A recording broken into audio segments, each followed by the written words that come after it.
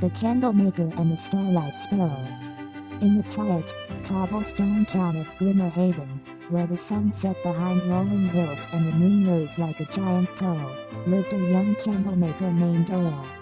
Her candles were not ordinary, they were woven from whispers of color and scoops of light. She made a cheerful yellow candle for the baker, whose bread always needed to rise, and a deep blue candle for the old fisherman, to guide him home through the fog. But Aurora herself was a little shy and often felt lonely. She wished for a friend to share her secrets with, someone who would love the flickering dance of her candlelight as much as she did. One evening, as dusk painted the sky lavender and rose, a tiny sparrow fell from the sky. It didn't tumble or flap wildly, it drifted down like a feathery ember, landing softly on Aurora's windowsill. Its wings were not brown or gray, but a shimmering, silvery black, as if woven from the fabric of the night sky itself, and its eyes held the faint glimmer of distant stars.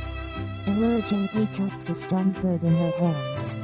It was cold, so very cold, as if it had flown straight through a winter cloud. She knew, deep in her heart, that this was no ordinary sparrow.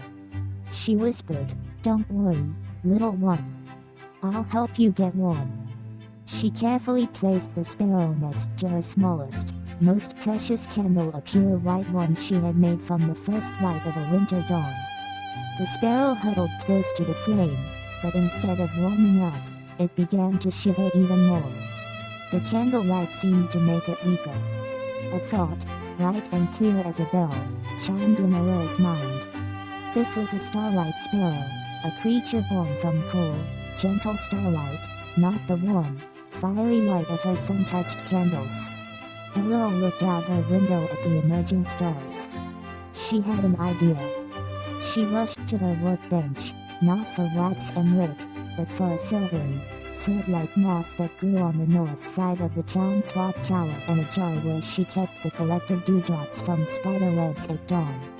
She worked with quiet urgency, weaving the moss into a tiny, nest-shaped cup. She felt it with the clear, cool dewdrops and placed it where the moonlight streamed directly through her window. As the silver moonlight touched the watery nest, it began to glow with a soft, phosphorescent light. Aurora gently moved the shivering sparrow from the warm candle to the cool, moonlit nest. The change was instant. The starlight sparrow stopped shivering. It puffed out its starlit feathers, dipped its beak into the moonlit dew, and let out a soft, melodic chirp that sounded like a tiny crystal bell. It was a sound of pure joy. From that night on, the sparrow, whom Aurora named Pip, stayed with her. It was her perfect friend. By day, it would sleep in its moonlit nest, and by night, it would ride on her shoulder as she worked, its soft starlight providing the most beautiful illumination for her to craft her candles by. Aurora learned that her candles for fishermen and bakers now shone just a little brighter and lasted just a little longer, because they were made under Pip's gentle starlight. And Pip was never cold again, for he had found a home not with fire, but with a heart that understood the different kinds of light, and the different kinds of friendship, that make the world a warm and wonderful place. The end.